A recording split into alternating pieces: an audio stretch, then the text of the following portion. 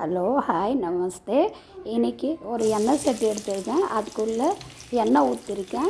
அப்புறமா 2 வெங்காயம் ஃப்ரை பண்ணியிருக்கேன். அப்புறமா ஃப்ரை பண்ணிவிட்டு அதுக்கப்புறம் பட்டை லவங்கு 2 போட்டிருக்கேன். அது நல்லா வதக்கியிருக்கேன். அப்புறமா ஜிஞ்சர் கார்லிக் பேஸ்ட்டு 1 ஸ்பூன் போட்டிருக்கேன்.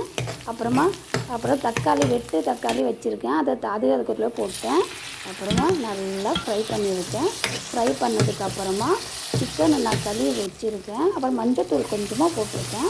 அப்புறமா சிக்கன் எடுத்து அதுக்குள்ளே போட்டிருக்கேன். அதை நல்லா ஃப்ரை பண்ணிவிட்டு ஒரு 5 நிமிஷம் மூடி வச்சுருக்கேன். மூடி வச்சதுக்கப்புறமா எடுத்து பார்த்துருக்கேன். 5 நிமிஷம் அதுக்கப்புறமா ஒரே ஒரு சிக்கன் மசாலா போட்டிருக்கேன். ஆச்சி சிக்கன் மசாலா போட்டுட்டு அவ்வளோதான். அது நல்லா மிக்ஸ் பண்ணியிருக்கேன். மிக்ஸ் பண்ணதுக்கப்புறமா அது ஒரு 10 நிமிஷம் நல்லா மூடி வச்சுருக்கேன். அப்போ அது எண்ணெய் விட்டு அப்புறம் அந்த பீஸ் எல்லாம் நல்லா வெந்துருச்சு.